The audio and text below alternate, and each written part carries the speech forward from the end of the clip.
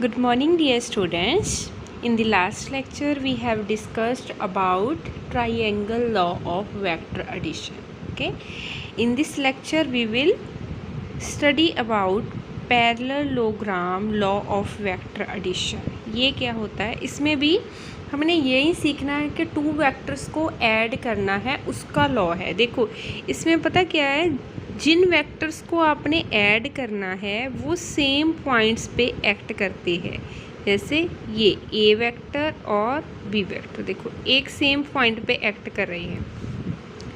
इस लॉ के अकॉर्डिंग पता क्या होता है कि अगर आपने जिन दो वेक्टर्स को रिप्रेजेंट करना है वो साइड्स है पैरेललोग्राम की, तो उनका जो रिजल्टेंट होगा वो होगा उस पैरेललोग्राम का डायगोनल। कैसे? देखो ये टू वेक्टर्स है, इन टू वेक्टर्स को हम as a two sides of parallelogram भी ले सकते। तो हमने पता क्या करना है, ये पैरेललोग्राम को कंप्लीट कर लेना है ऐसे करके। इस पैरेललोग्राम का जो भी डायगोनल होगा वो होगा इन वेक्टर्स का रिजल्टेंट। कहने का मतलब इस लॉ के अकॉर्डिंग क्या होता है कि जो वेक्टर्स को ऐड करना है अगर वो साइड्स हो पैरेललोग्राम की, तो उस पैरेललोग्राम का जो डायगोनल होगा वो क्या होगा, उनका रिजल्टेंट होगा। कहने का मतलब इस लॉ की डेफिनेशन आपके पास क्या बन जाएगी, आपने लिख लेनी है। क्या बन जाएगी? Listen to me carefully. It states that if two vectors acting simultaneously at a point, एक ही पॉइंट पे साइमल्टेनियसली एक्ट कर रहे हैं and are represented in magnitude and direction by two sides of parallelogram, then the resultant will be along the diagonal of that parallelogram। ठीक है, तो ये हमारे पास बन गई definition parallelogram law of vector addition की। अब हम क्या करेंगे, अब हम जैसे हमने triangle law of vector addition में किया था ना कि जो रिजल्टेंट वेक्टर है आर वेक्टर, उसका मैग्नीट्यूड निकालेंगे और उसकी डायरेक्शन भी निकालेंगे। राइट, उसका मैग्नीट्यूड निकालने के लिए हम पता क्या करेंगे, इसको नेम दे देते हैं O P Q S. S से आपने परपेंडिकुलर ड्रॉ कर लेना है ऐसे करके, एस टी। राइट, अब देखो पैरेललोग्राम क्या होता है, जिसकी अपोजिट साइड्स इक्वल होती है। अगर ये ए वेक्टर है तो ये भी क्या होगा, ए वेक्टर। अगर ये बी वेक्टर है तो ये भी क्या होगा, बी वेक्टर। राइट, मान लीजिए ये दोनों वेक्टर्स के बीच का जो एंगल है वो है थीटा और रिजल्टेंट ने ए वेक्टर के साथ एंगल बनाया है बीटा। राइट, आपने पता क्या करना है, इसका रिजल्टेंट निकालने के लिए, रिजल्टेंट का मैग्नीट्यूड निकालने के लिए ये वाला ट्राइंगल ले लेना है। ये देखो ये वाला जो ट्राइंगल है ये राइट एंगल ट्राइंगल है। कौन सा? In triangle O S T. Pythagoras लगाकर क्या होगा, हाइपोटेन्यूज का square is equal to base square जो ओ टी है, परपेंडिकुलर स्क्वायर जो एस टी है। ओ टी देखो किसके इक्वल है, O P plus P T. तो आप ओ टी की जगह पे क्या लिख सकते हो, O P plus P T का स्क्वायर प्लस एस टी का स्क्वायर। अब आपने पता क्या करना है, जो टी पॉइंट है वो तो आपने वैसे ही लिया है परपेंडिकुलर ड्रॉ करके, उसको एलिमिनेट करना है। कहने का मतलब कि आपने क्या करना है, इसकी वैल्यू निकालनी है, इसकी वैल्यू निकालनी है। अगर ये वाला एंगल थीटा है तो ये वाला एंगल भी क्या होगा, थीटा होगा। तो ये जो ट्राइंगल बनेगा ना, कौन सा triangle, in triangle S P T, इसमें आप साइन थीटा और कॉस थीटा की डेफिनेशन लगाइए। साइन थीटा क्या होता था, पी ओवर एच। पी क्या है, एच टी। एच क्या है, पी एस। पी एस की वैल्यू कितनी है, बी। तो एस टी की वैल्यू क्या आ जाएगी, बी साइन थीटा। इसी तरह से कॉस थीटा क्या होता था, बेस ओवर हाइपोटेन्यूज। बेस कितना है, पी टी। हाइपोटेन्यूज अगेन कितना है, बी।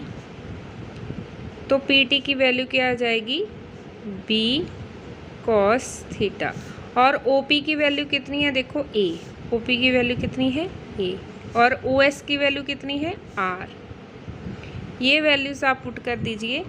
OS की जगह पे आ जाएगा R का स्क्वायर, OP की जगह पे A, PT की जगह पे B cos थीटा का स्क्वायर, ST की जगह पे B sin थीटा, इसका भी क्या है स्क्वायर है। यहाँ पे A plus B whole square का फॉर्मूला लगा दीजिए। R स्क्वायर किसके इक्वल आ जाएगा A square plus B square cos square theta plus 2AB cos theta plus B square sine square theta. उसके बाद देखो ये जो दो टर्म्स है इसमें से आप B स्क्वायर को कॉमन निकालिए, थोड़ा सा रीअरेंज करके लिख लेना है, ठीक है। B स्क्वायर कॉमन निकाल कर हमारे पास ये आ जाएगा और ये टर्म आप वैसे लिख लीजिए, ठीक है। ये ट्रिग्नोमेट्री में किसके इक्वल होता था 1 के, तो हमारे पास जो एक्सप्रेशन है वो क्या आ जाएगा A square B square plus 2AB cos theta, right. हमने तो R की वैल्यू निकालनी थी, R स्क्वायर ये है तो R की वैल्यू क्या हो जाएगी, इधर क्या हो जाएगा इसका स्क्वायर रूट हो जाएगा। This is the expression for magnitude of resultant, right. ये तो हमारे पास मैग्नीट्यूड आ गया, लेकिन जो रिजल्टेंट है वो एक वेक्टर है, वेक्टर का मैग्नीट्यूड भी होता है और उसकी डायरेक्शन भी होती है। देखो डायरेक्शन उसकी कौन बताएगा, बीटा एंगल, क्योंकि बीटा एंगल वो एंगल है जो रिजल्टेंट ने ए वेक्टर के साथ बनाया है। तो डायरेक्शन निकालने के लिए हम बीटा की वैल्यू निकालेंगे, tan बीटा की। उसके लिए ट्राइंगल हम ये ही ले लेंगे OST। इसमें देखो tan बीटा क्या होता था, परपेंडिकुलर अपॉन बेस। परपेंडिकुलर क्या है ST, बेस क्या है OT। डायरेक्शन लिख लो, डायरेक्शन ऑफ R, ये कौन बताएगा tan बीटा।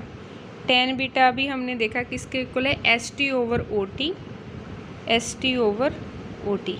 OT की वैल्यू देखो कितनी है OP प्लस PT, तो tan बीटा की वैल्यू कितनी आ जाएगी OP plus PT।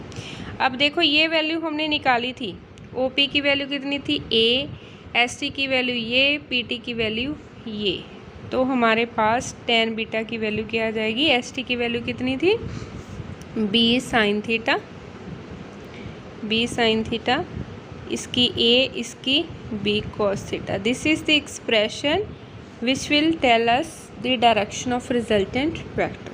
Okay students, clear about parallelogram law of vector addition. ये वाले एक्सप्रेशंस आपको याद रखने फॉर द न्यूमेरिकल पर्पस। एक बात और है, अगर इन दोनों वेक्टर्स के बीच एंगल हो 90 डिग्री, स्पेशल केस भी कर सकते हो आप। अगर थीटा की वैल्यू 90 डिग्री, बोलने का मतलब जिन वेक्टर्स को आपने ऐड करना हो वो एक दूसरे के परपेंडिकुलर हो, थीटा की वैल्यू 90 आएगी। अगर थीटा की वैल्यू 90 आएगी तो cos 90 कितना होता है 0 होता है। तो उस केस में जो रिजल्टेंट होगा वो इतना ही होगा, ठीक है। ये आपने स्पेशल केस भी देख लेने हैं। और भी स्पेशल केस कर सकते हैं कि अगर जिन वेक्टर्स को ऐड करना है वो सेम ही डायरेक्शन में है तो थीटा की वैल्यू 0 ले सकते हैं, cos 0 1 होता है, ठीक है। उसमें कोई और हो जाएगी। अगर एंटी पैरेलल है तो थीटा की वैल्यू 180 आ जाएगी, ओके।